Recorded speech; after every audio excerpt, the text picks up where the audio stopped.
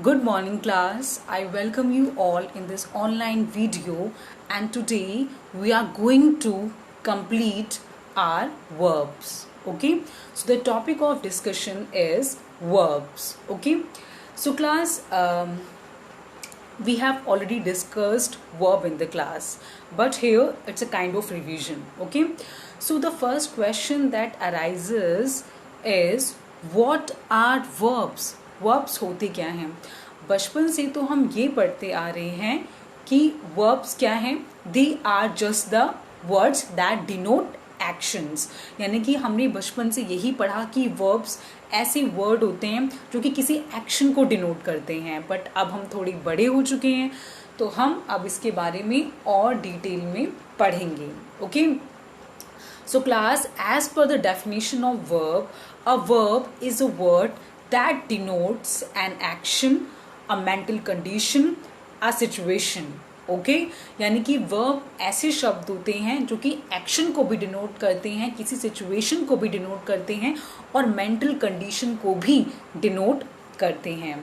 Okay, so for example अगर मैं आपको एग्जांपल दूं, suppose Mother Teresa served the nation. Mother Teresa is a subject here, served is a verb here, and nation acts as an object. So Mother Teresa ने nation को serve किया, तो वो ठीक है, यानी कि वह यहाँ पे जो verb है वो डिनोट कर रहा है उनके एक्शन को. ठीक है, बट अगर मैं आपसे बोलूँ I was very happy in Shikohabad, what is the verb here? Was. But what meaning is I'm trying to convey here in this sentence is कि मैं शिकोहाबाद में बहुत खुश थी. यहाँ मेरी मेंटल कंडीशन की बात हो रही है. Okay, you have to do that work, तुम्हें ये काम करना पड़ेगा. ओके, तो हैव यहाँ पे आपकी कंपल्शन को शो कर रहा है. ठीक है, I practised a lot for my maths exam, मैंने अपनी मैथ्स एग्जाम के लिए बहुत प्रैक्टिस की, तो ये मेरी सिचुएशन को शो कर रहा है, मेरी एक्शन को शो कर रहा है. सो क्लास, इन सब एग्जाम्पल से एक बात आपको क्लियर हो गई होगी कि a verb is simply a word that denotes action, situation as well as the mental condition. Okay, now the second question that arises in the mind, that how to identify the different types of verbs in a particular sentence. Okay, so a verb has a clear two major divisions. ठीक है, हमारा जो verb है वो दो parts में divided है. The first one is transitive verb and the second one is intransitive verb. Okay, so the first one is transitive verb. So in transitive verb we have a complete sentence, यानी कि अगर transitive verb होगा तो आपका sentence complete होगा, उसमें subject भी होगा, verb भी होगा, object भी होगा. लेकिन अगर intransitive verb होगा तो सेंटेंस कंप्लीट नहीं होगा, सेंटेंस इनकम्प्लीट होगा और सब्जेक्ट होगा, वर्ब होगा, बट ऑब्जेक्ट नहीं होगा. I'll give you an example. If I say that Ram plays cricket, Ram is a subject, play is a verb, cricket is a object. तीनों चीजें हैं, सेंटेंस कंप्लीट है, प्रॉपर मीनिंग कन्वे हो रहा है.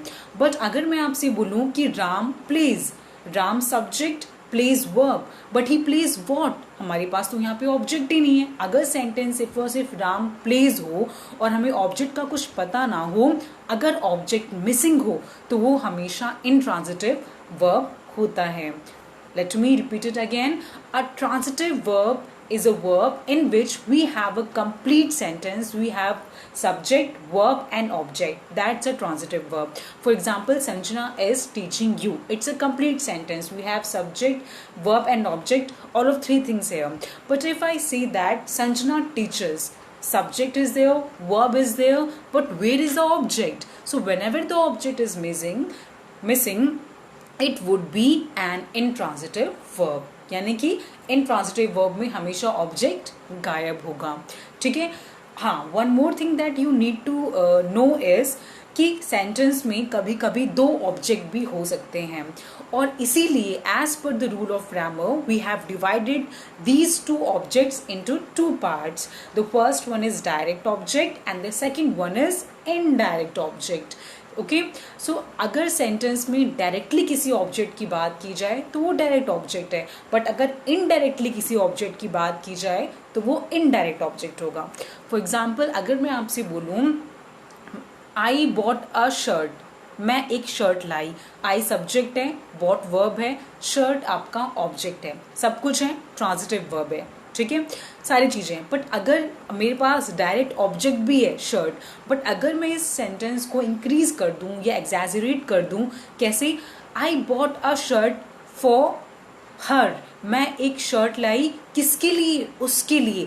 अब जो इसके अंदर ये फॉर हर ऐड हो गया, ठीक है, ये क्या करेगा, ये हर जो है वो इनडायरेक्ट ऑब्जेक्ट का रोल प्ले करेगा। ओके, सो इसी टाइप से एक सेंटेंस में दो ऑब्जेक्ट भी आ सकते हैं।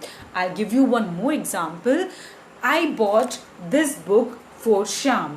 Okay, I subject, bought verb, this book object, for Shyam, for Shyam is an indirect object, ठीक है। तो जब भी सेंटेंस में कोई एक्स्ट्रा पर्सन ऐड हो जाए, कोई इनडायरेक्ट पर्सन ऐड हो जाए, तो वो हमेशा इनडायरेक्ट ऑब्जेक्ट का रोल प्ले करेगा। डायरेक्ट ऑब्जेक्ट तो क्लियर ऑब्जेक्ट होगा सेंटेंस में, वो अपने प्लेस पे ही होगा, बट जब कोई एडिशनल पर्सन उसमें ऐड होगा, then that person would act as an indirect object. Okay, so now this was direct and indirect object, and we have discussed transitive and intransitive verb. Okay, I would like to repeat few points again. Verbs are of two types, transitive, intransitive. Transitive में you have everything, subject plus verb plus object, but in intransitive verb there is no object, only subject and verb is there. Okay, in a sentence we have two type of objects. The first one is direct, the second one is indirect. Direct object normal object होगा, और indirect object क्या होगा, कोई additional person जब sentence में add हो जाएगा वो होगा। ओके, नाउ अब आपको जो दो नई चीजें पढ़नी है इस चैप्टर में जो आपने अभी तक नहीं पढ़ी हैं, as per my assumption, is verb of incomplete predication. ठीक है, what are verbs of incomplete predication? Verbs of incomplete predication है क्या? कभी कभी सेंटेंस में वर्ब को कुछ ऐसे शब्दों की, कुछ ऐसे वर्ड्स की और ग्रुप ऑफ वर्ड्स की ज़रूरत पड़ती है कि वो अपना मीनिंग जो है उसको क्लियरली पुट अप कर सकें, या उसको उस मीनिंग को और क्लियरली कन्वे कर सकें। For example, the sun shone brightly, sun यहाँ पे सब्जेक्ट है, शोन आपका वर्ब है। सूरज चमका, बट कैसे चमका? ब्राइटली चमका। ठीक है, the day was windy, day कैसा था? विंडी था। तो यहाँ पे आपका वर्ब क्या है? वॉज। ठीक है, the sun shone brightly, verb क्या है? शोन। तो जब भी वर्ब को किसी ऐसे वर्ड की जरूरत पड़े जो कि उसके मीनिंग को क्लियर कर दे या उसके मीनिंग को प्रॉपरली कन्वे कर दे, ऐसे वर्ब्स क्या कहलाए जाते हैं? Verbs of incomplete predication. Okay, यानी कि द सन शोन, शोन यहाँ पे आपका वर्ब है, यानी कि शोन जो है वो यहाँ पे कौन सा वर्ब हुआ? Verb of incomplete predication. क्यों? क्योंकि द सन शोन ब्राइटली, क्योंकि जो ब्राइटली वर्ड यहाँ पे आ रहा है वो शोन को, जो कि वर्ब है, उसको कंप्लीट कर रहा है। ठीक है, तो ऐसे वर्ब्स जिनको एडिशनल या एक्स्ट्रा वर्ड्स की जरूरत पड़े अपने प्रॉपर मीनिंग को कन्वे करने के लिए, ऐसे वर्ब्स क्या कहलाते हैं? Verbs of incomplete predication. और जो भी एडिशनल वर्ड हम उसमें ऐड करते हैं, चाहे वो ब्राइटली हो, चाहे वो विंडी हो, चाहे वो डायनेमिक हो, जैसे हमने क्लास में डिस्कस किया था, तो जो भी एडिशनल वर्ड जो कि उसकी तारीफ में हम डालते हैं, जो कि एक एडजेक्टिव का रोल प्ले करता है, वो हमेशा कॉम्प्लीमेंट ऑफ द वर्ब कहलाते हैं। The sun shone brightly, shone is a verb, and which kind of verb it is? Verb of incomplete predication, and brightly is the complement of the verb, क्योंकि brightly उसको verb को complement कर रहा है। ठीक है, और शोन ऐसा वर्ब है जिसको ब्राइटली की जरूरत पड़ रही है अपने प्रॉपर मीनिंग को कन्वे करने के लिए। तो शोन, वॉज, ये सारे वर्ड्स क्या हुए? Verbs of incomplete predication. और जितने भी एडिशनल वर्ड्स हुए लाइक ब्राइटली, विंडी, डायनेमिक, ये सब क्या हुए? आपके complement of the verb. Clear? Now हमारे वर्ब के 3 चीफ पार्ट्स होते हैं। बोले तो first form, second form, third form, और प्रेजेंट टेंस, पास्ट टेंस और past participle. For example, go, went, gone. ठीक है, डू, डिड, डन। ठीक है, ये हमारे चीफ पार्ट्स होते हैं। अब एक सेंटेंस में जो मेन काम हो रहा होता है, जो मेन एक्शन होता है, उसे हम प्रिंसिपल वर्ब बोलते हैं, और जो वर्ब हमारे सेंटेंस में मेन वर्ब को हेल्प करते हैं उसे हम बोलते हैं helping verb. For example is, am, are, has, have, was, verb, ये सब हमारी ऑक्सिलरी या हेल्पिंग वर्ब्स कहलाई जाती हैं. For example I am teaching, तो टीचिंग यहाँ पे क्या हुआ, मेन प्रिंसिपल वर्ब हुआ, बट एम क्या हुआ यहाँ पे, ऑक्सिलरी यानी कि helping verb. They are playing, playing is a principal verb here and are is an auxiliary verb. तो is, am, are, has, have, had, ये सब हेल्पिंग वर्ब्स या आप इसको ऑक्सिलरी वर्ब्स बोल सकते हैं, और जो मेन एक्शन हो रहा होता है उसे हम प्रिंसिपल वर्ब बोलते हैं. ओके नाउ अब आपको बस जब आप फॉर्म्स ऑफ वर्ब पढ़ते हैं, first form, second form, third form, तो इसमें कुछ चेंजेस आते हैं और क्लासिफिकेशन होता है. क्लासिफिकेशन होता है वीक वर्ब में और स्ट्रॉन्ग वर्ब में.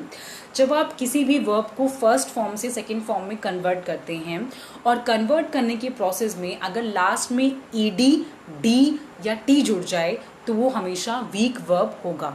अ verb while converting into the second form और past tense adds in the end adds ed, d and t, then that type of verb is known as weak verb. For example acquire, acquire को जब हम second form में convert करेंगे तो वो acquired हो जाएगा. acquire, acquired, acquired. okay, या sent, sent, sent, लास्ट में t जुड़ गया. ठीक है, ओके, तो जब भी लास्ट में d, ed या t जुड़ जाए, ठीक है, that would be your weak verb. वो हमेशा आपका वीक वर्ब होगा. ऑलराइट, एक्वायर हो गया, और आपका as I say there are many words, arrive, arrived, arrived, तो पहले वो अराइव था बट अराइव्ड हुआ, यानी कि लास्ट में ईडी जुड़ा, डी जुड़ा. तो जब भी फर्स्ट फॉर्म से सेकंड फॉर्म में कन्वर्ट होने के टाइम पे वर्ब के लास्ट में ईडी, डी या टी जुड़ जाए तो वो हमेशा वीक वर्ब होगा. लेकिन अगर फर्स्ट फॉर्म से सेकंड फॉर्म कन्वर्ट करने में अगर आपके वर्ब का बीच का वॉवल चेंज होता है तो वो आपका स्ट्रॉन्ग वर्ब होता है. For example feel, felt, felt, arise, arise में बीच में वॉवल आ रहा है आई, बट वो क्या होता है, अरोज, अराइजन. ठीक है, तो आपका वॉवल क्या हुआ, यहाँ पे चेंज हुआ. ठीक है, अराइज हो गया, और देयर आर मेनी वर्ड्स. ठीक है, जैसे कि गिव, गिव में बीच में आई आ रहा है तो वो कन्वर्ट हो जाता है गेव में, गिव, गेव, गिवन. ठीक है, टेक, टुक, टेकन. ठीक है, तो जब भी वर्ब सेकेंड फॉर्म में कन्वर्ट होने के टाइम पे अगर उसके बीच का वॉवल चेंज हो जाता है then that verb is known as strong verb. अगर ई डी, डी, टी जुड़ेगा तो वीक वर्ब होगा, अगर बीच में वॉवल्स के चेंजेस आएंगे तो वो स्ट्रॉन्ग वर्ब होगा. ठीक है, और बस दिस वॉज इट. एंड हाँ, कई कई वर्ब्स ऐसे भी होते हैं जो सुनने में उनका प्रोनाउंसिएशन हमें सेम लगता है बट स्पेलिंग्स में डिफरेंस होता है और उनका मीनिंग भी अलग होता है. फॉर एग्जाम्पल हंग, एक हंग मतलब होता है टांगना, एक हंग का मतलब होता है सूली पे लटका देना.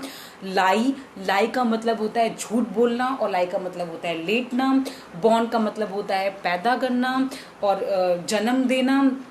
ठीक है, तो एक वर्ब का अलग अलग मीनिंग भी हो सकता है, और एक वर्ब से हम बहुत सारे वर्ब बना सकते हैं कुछ प्रीफिक्स और सफिक्स को ऐड करके. फॉर एग्जांपल एबल से अनेबल बना, हेड से बीहेडेड बना. ओके, सेटिस्फाइड से डिससेटिस्फाइड, हैप्पी से अनहैप्पी. तो जब भी हम प्रीफिक्स या सफिक्स लगाकर एक्टिवली, प्रोफेशनली, सफिक्स या प्रीफिक्स लगा के भी हम वर्ब्स में अलग अलग मीनिंग जो है वो क्रिएट करते हैं. ठीक है, सो ऐसे ही अलग अलग वर्ड्स जो है वो हमारे ग्रामर ने बनाए हैं. So class, I hope this video was helpful. Please watch this video very carefully and revise your verbs. Till then, thank you. Stay home, stay safe.